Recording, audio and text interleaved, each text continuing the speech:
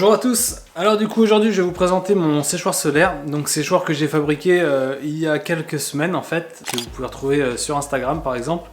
Donc que je vous explique, en fait mon séchoir il est en deux parties, donc c'est à dire qu'il y a une première partie donc, qui est le panneau chauffant en fait, et l'autre partie que j'appelle le caisson qui sert en fait à faire sécher les légumes. Du coup c'est là où on insère du coup les paniers pour les légumes. Donc ces deux parties en fait sont démontables. Moi je l'ai fait pour une raison pratique, c'est-à-dire que je voulais pouvoir le ranger en hiver et que ce soit pas trop encombrant non plus. Donc du coup ça permet de démonter chaque partie et du coup de le ranger sans que, voilà, que ce soit trop lourd ou quoi que ce soit, parce que ça prend quand même un petit peu de place. Pour les matériaux, j'ai utilisé des matériaux qui ne dégagent pas de vapeur ou de traitement. Donc tout le bois que j'ai utilisé c'est sans traitement, c'est du bois qui est brut en fait de sciage. Pareil du coup là pour le panneau chauffant j'ai utilisé de l'ardoise, donc il n'y a aucun dégagement. Je voulais pas utiliser non plus de peinture parce que voilà, c'est pas quelque chose que j'aime quand il y a des températures qui commencent à être élevées. On sait jamais sur le dégagement de chaleur, donc voilà, j'ai préféré prendre des précautions et du coup utiliser des choses sans traitement, en tout cas qui dégagent rien.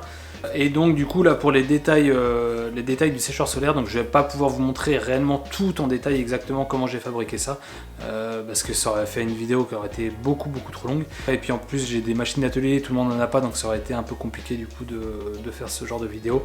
Donc je vais du coup vous montrer quand même le gros, comment j'ai fait pour le faire, et vous allez comprendre en fait qu'après c'est assez simple en fait, c'est simplement une histoire d'étanchéité.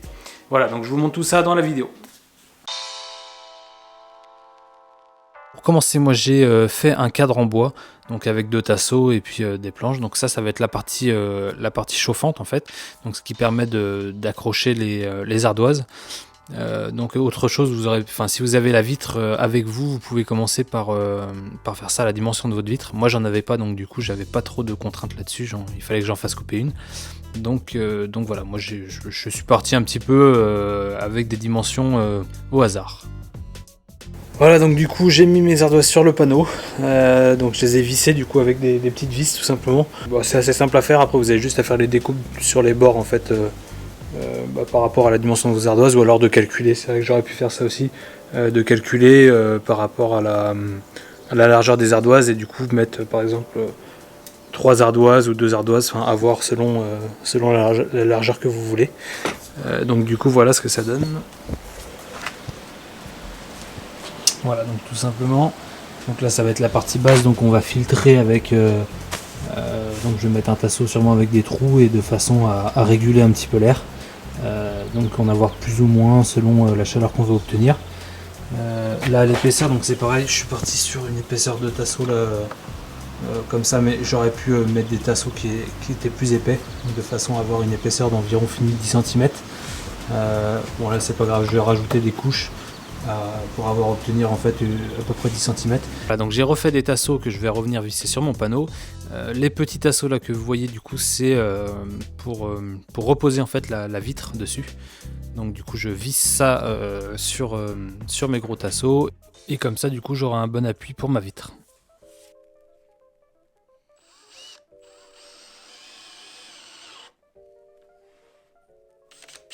Je revise du coup ces fameux tasseaux sur ce que j'avais déjà fait, ce qui fait que maintenant j'arrive à une hauteur d'environ 10 cm, ce qui est correct. Donc du coup j'ai fait exactement la même chose pour le tasseau du bas. Donc là c'est la partie basse que vous voyez, donc du coup je fais des trous dedans pour laisser passer l'air. Et ensuite j'ai fait une petite réglette en fait qui va permettre de régler l'air. Bon finalement du coup cette réglette n'est pas forcément utile parce que je la laisse ouverte entièrement quand je l'utilise. Mais bon voilà, elle est là maintenant, je vais la laisser. Une fois que j'ai fait ça, j'ai coupé le haut de mon panneau à l'angle à peu près voulu, donc c'est à environ 55 degrés. C'est un angle correct on va dire pour que les rayons du soleil chauffent bien le panneau. Ensuite du coup j'ai mis un peu de silicone tout autour de mon cadre pour ensuite mettre la vitre dessus. Donc comme je vous l'ai dit, j'ai pas fait de choses vraiment précises, parce que vous voyez je suis à même le sol sur quelque chose qui est pas vraiment droit. Donc je sais que je suis à peu près à 55 degrés après avoir vérifié avec quelque chose qui mesure les angles. Mais disons que c'est pas trop grave dans le sens où on va pas rechercher la perfection, c'est pas non plus un panneau solaire, donc c'est différent. Donc là vous voyez la petite tirette du coup qui me sert à réguler, finalement qui est tout le temps grande ouverte. Après j'ai oublié de filmer donc la partie horizontale. Donc en fait ce que j'ai fait c'est que j'ai utilisé un niveau pour avoir pour que ce soit droit, ce qui m'a permis en fait d'avoir mon angle, et donc voilà, c'est assez simple à faire. Et ensuite j'ai remis des planches par le dessous, comme ça du coup cette partie là est hermétique.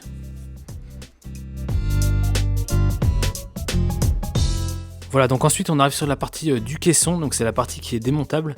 Voilà, donc ça c'est une lame en fait avec un compris-bande dessus et qui vient plaquer contre la vitre, ce qui permet de rendre la chose à peu près étanche.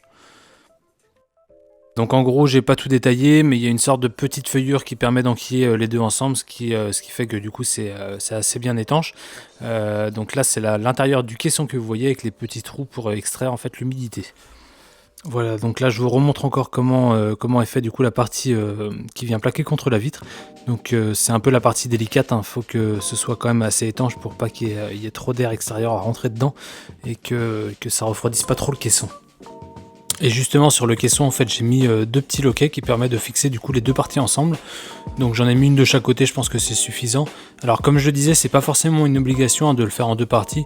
Moi c'était pour une raison pratique, mais après disons que si vous voulez faire en une seule partie, il n'y a aucun problème, ce sera même peut-être un peu plus simple sur la conception.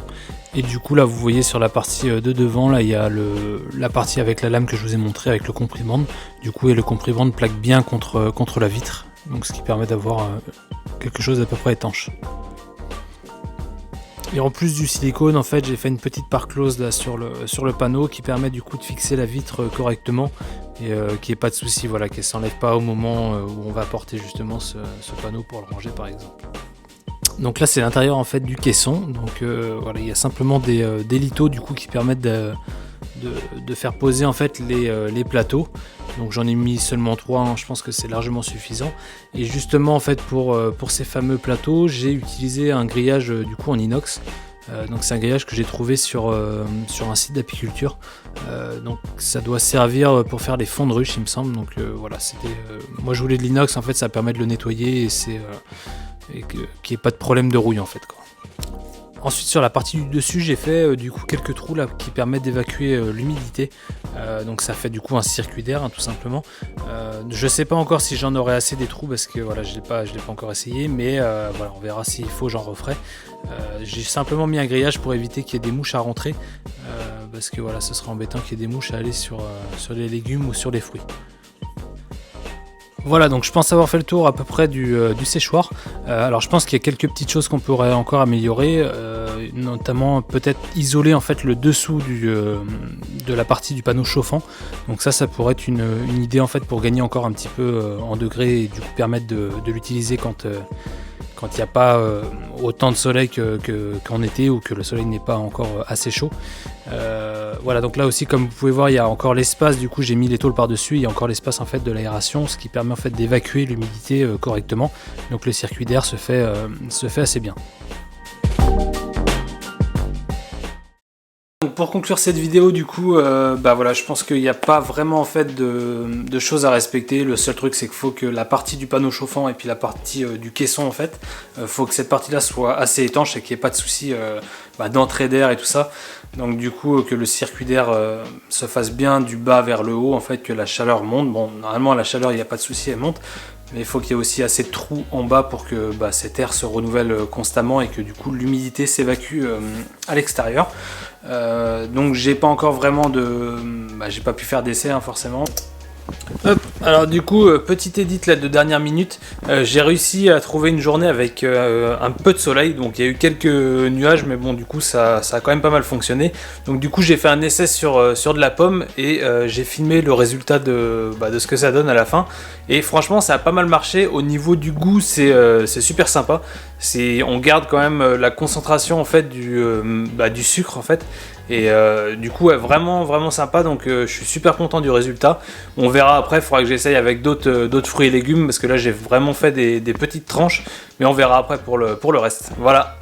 Donc sinon après quoi dire de plus, je pense qu'il faut, voilà, il n'y a pas grand chose à respecter, quoi, comme je le disais, il faut essayer, et puis voilà, il n'y a pas de raison c'est assez logique comme système quoi, donc voilà. Voilà, donc j'espère que du coup la vidéo vous aura plu.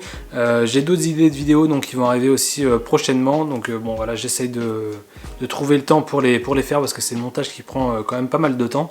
Donc voilà, bon, on se retrouve bientôt. Allez, ciao!